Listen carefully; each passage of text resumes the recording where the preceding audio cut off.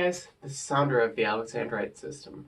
Today, the day this video is going up, February 27th, is the 1 year anniversary of accepting that we're a system. And it's wild that it's been a year already. And so to celebrate that, I wanted to take time to tell the story of how I found out I was part of a system. But I am going to need a little help telling this story, because really the story of how I found out I was part of a system is also the story of how I found out I was part of a system. Hey guys, this is Claudia of the Alexandrite system. I'm going to be popping in here a few times to just tell my half of some of these stories, because we feel that having my perspective on this is a good idea. So for this video, I tried to put together a pretty comprehensive timeline of how things went down, because the fact of the matter is that it wasn't like one aha moment, really. It wasn't like this one thing happened and then I was like, oh my god, do I have DID or whatever? Because honestly, even though I knew that DID was a thing or whatever, I didn't know that it was a thing that could happen to me. I think the best comparison is that when I was younger, I knew that there were trans people, but I never thought it was a thing I could do. So I think the first time I felt like something was off or something was wrong was October 2018. We went to go visit our mom in our hometown, and we stayed there with her for a few days. While we were there, I just kept getting these horrible, vivid flashbacks. So vivid to the point where I didn't know that it was a flashback. It felt like it was happening. But the one thing that really confused me was that my mom and I were having a conversation, and she said that she went on a date with this guy, but found out that he was a Trump supporter and left.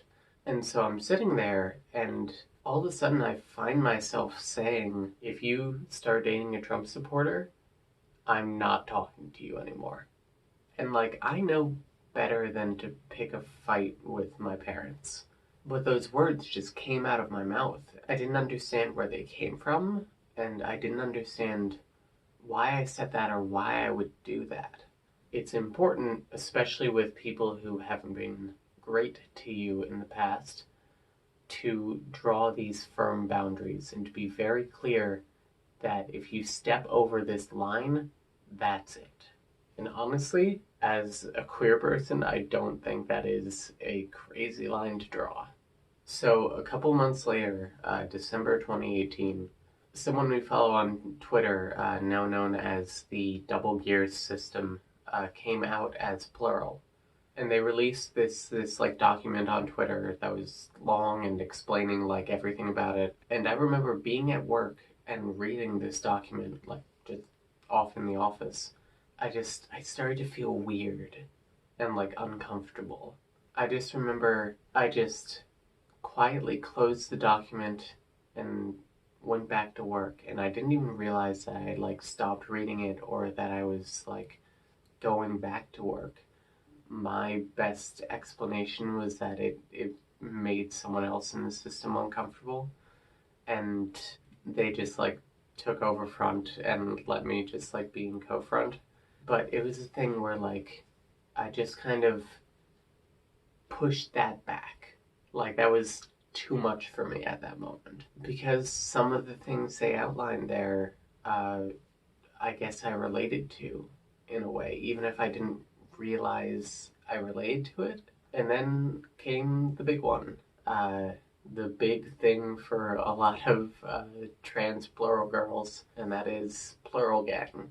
I see some plural gang in the chat. Can we get some more plural gang in the chat, please? All of our multiples out there, we love all of you. It's All three of us to all many of you. During H Bomber Guy's charity stream for Mermaids, a trans organization for like trans youth in the UK, the double gear system came on, and they introduced themselves with "We are." We are a plural trans speedrunner. We used to work for Games Done Quick, and do a bunch of other speedrunning events and stuff. I think I've heard it said that it was one of the first times that someone's been like that public with it, or like public with it on like that wide of a scale, because there were a lot of people there and that was a big stream. And they actually mentioned to the chat a website where you could learn more about plurality. Also, people in chat who are asking, hey, what's plurality? Pluralityresource.org has like definitions and stuff. look it up. Subsequently, a lot of people found out they were plural. A person in the chat who said, I've always referred to myself in my head as we. Is that normal? No, probably not. You're valid. Hell yeah. Yeah, it's not. It may not be common, but that doesn't mean it's not normal or not That's or true. not valid. Yeah.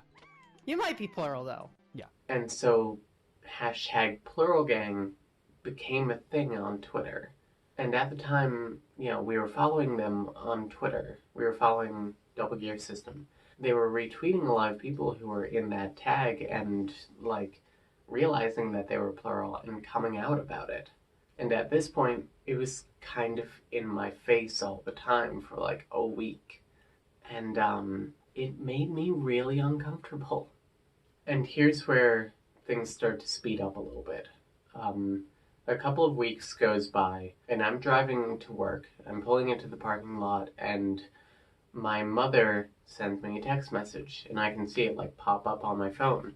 So our mom texted us, and I switched in without realizing that's what I did. That wasn't something that was like intentional back then.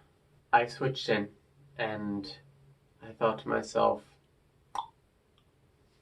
let's do this.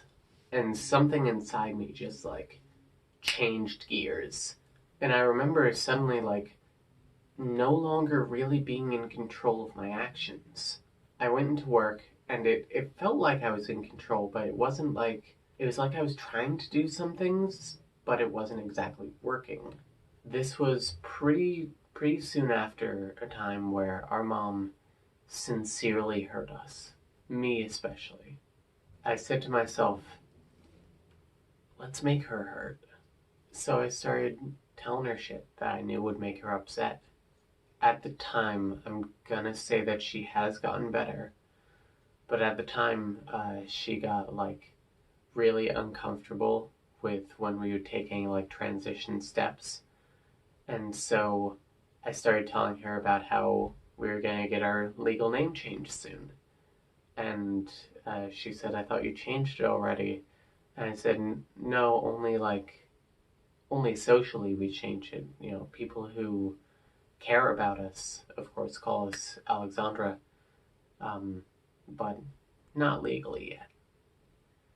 And that didn't really seem to get her.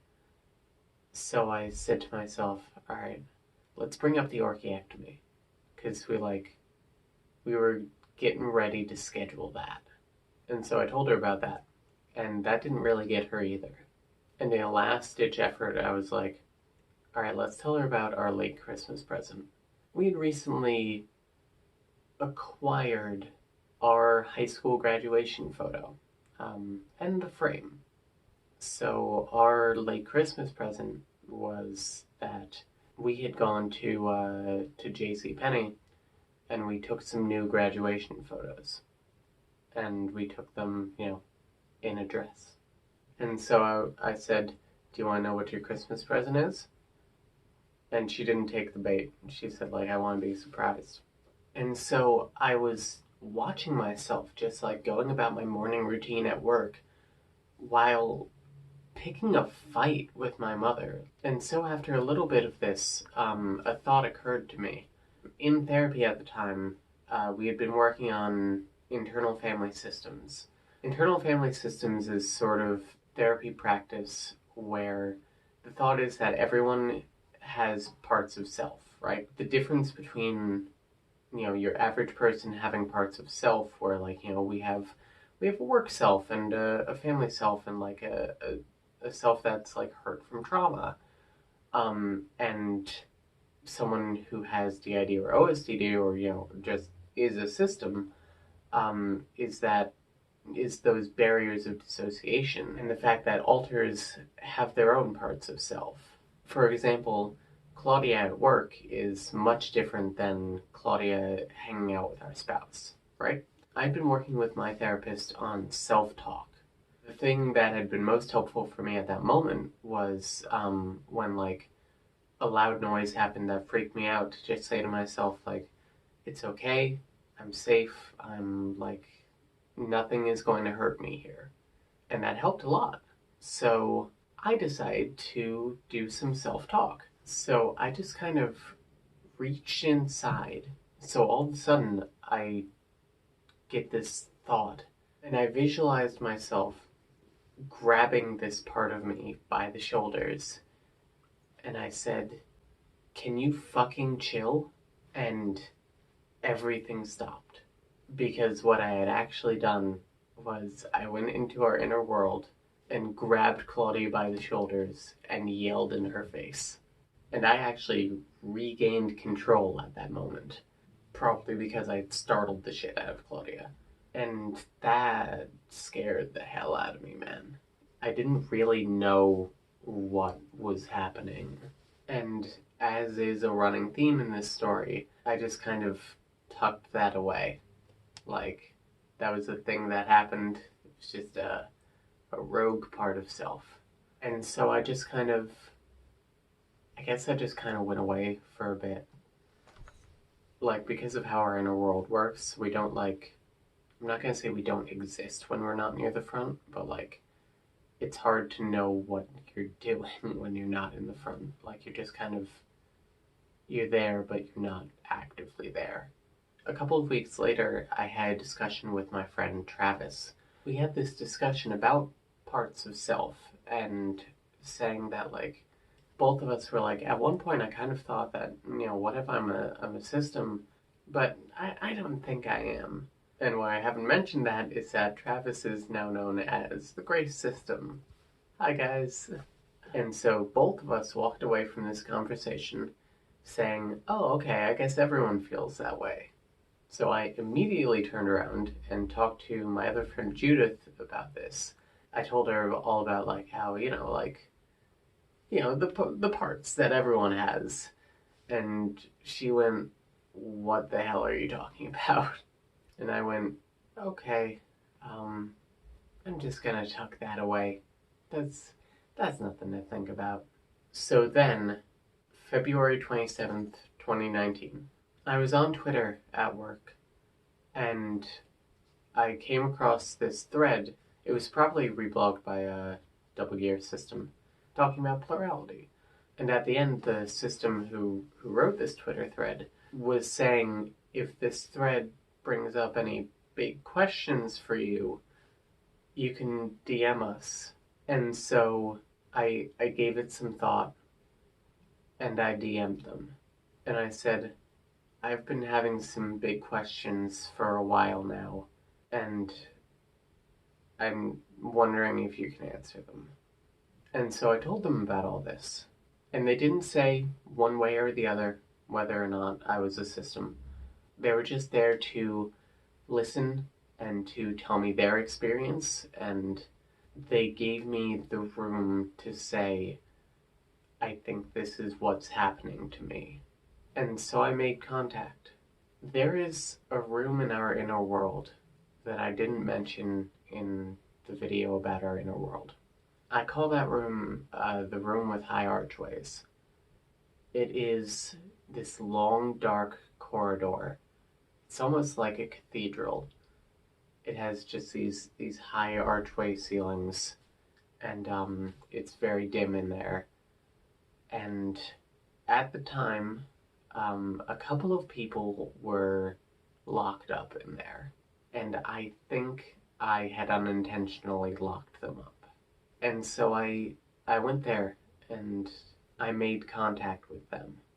And so I met Ellen, Glow, and Sunny. And for a while, I said, all right, that's it. That's my system. Clearly, I would know the entire system immediately. And I thought that Ellen was the one that was, picking these fights. And for the next couple of weeks, I was just kind of enjoying, realizing that we were a system. But I felt someone else. I felt someone else, around the peripheries. And I was choosing to ignore that. I said, obviously there's not another person. I would know that. I don't want to, make up another person if there's not one there, because there's obviously not another person there. There's no one else. It's just these three, and then me, the real one, and then the three altered ones, the other ones, the only three that exist, the only ones. And so a couple of weeks go by, and I have this dream. I don't remember exactly what the dream was about, but in that dream, I made contact with Claudia. I don't remember what we talked about. I don't remember how long it lasted, but I remember waking up and I had the name Claudia just ringing through my head. And I said to myself, oh no, is there someone else? And I tried to ignore it, because that was the point I was at in my system discovery. And it worked for a couple of weeks. So I just kind of hung out and I watched. I watched Sandra start running this system with an iron fist. I just said to myself, this gotta stop. And then one day, early in March, I was at work and I was getting these just awful intrusive thoughts, much different from the intrusive thoughts I normally get, and much different from system intrusive thoughts. I eventually just stopped and I said, is there anyone else in here? And before I could finish that sentence, I got blasted with yes 50 times. And I just remember I have this really vivid image of Claudia stepping out of the darkness, because a lot of our inner world was just dark at that time. It was just shadows. And Claudia came out of the darkness, and at the time, I was very fixated on our common room in the inner world, and we each had our own chair, and we would all hang out in there. Claudia stepped out of the darkness and immediately sat down in my chair, and she called me a control freak, and that's how I met Claudia. Sandra and I are in a good place now, but the stuff she did back then hurt me. It took a long time to get to a good place, but I'm glad we're here. I'm glad that we're working together in year 2 here. And so I wanted to end this story by telling you the system that helped us,